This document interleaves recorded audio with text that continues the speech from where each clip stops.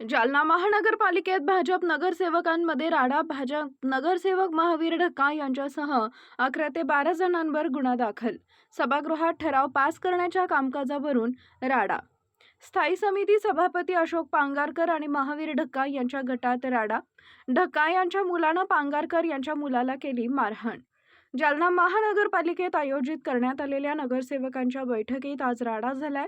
ठराव पास करण्याच्या कारणावरून भाजपचे स्थायी समिती सभापती अशोक पांगारकर आणि भाजपचे नगरसेवक महावीर ढक्का यांच्यात सुरुवातीला शाब्दिक चकमक झाली.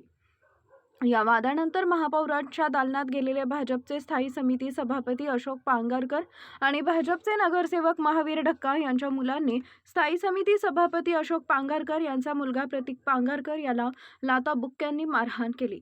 तसेच स्थायी समिती सभापती अशोक पांगारकर यांना ठराव पास करण्यावरून धमकी दिली अशी तक्रार प्रतीक पांगारकर यांनी कदीम जालना पोलीस ठाण्यात दिली आहे. या तक्रारीवरून कदीम पोलिसांनी भाजप नगरसेवक महावीर ढक्का यांच्यासह 11 ते 12 जणांविरोधात गुन्हा दाखल केलाय. कदीम जालना पोलीस या प्रकरणी अधिक तपास करत आहेत. प्रतीक लक्ष्मीकांत पांगारकर यांच्या फिर्यादीवरून हा गुन्हा दाखल झालेला आहे.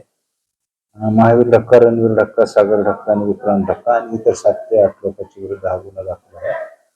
सभागृहातल्या काहीतरी कामकाजावरून वाद झाला आणि त्या वादाचा प्रवेश त्यांच्या वादामध्ये झालेले अशी फिर्याद त्यांनी दिलेली आहे प्रतीक पांगारकर यांनी. आणि त्यांच्या म्हणण्याप्रमाणे की त्यांच्यावर वडिलांवर अटॅक केलं. ते स्थायी समिती अध्यक्ष आहेत आणि मग मध्ये पडले प्रतीक आणि त्या दरम्यान त्यांच्या भोवळीला मार लागलेला आहे खंजीरचा. अशा आशयाची त्यांनी फिर्याद दिलेली आहे आणि तशा आशयाच्या फिर्यादीवरून आपण तो गुन्हा दाखल केलेला आहे. पुढील तपास त्यामध्ये चालू आहे.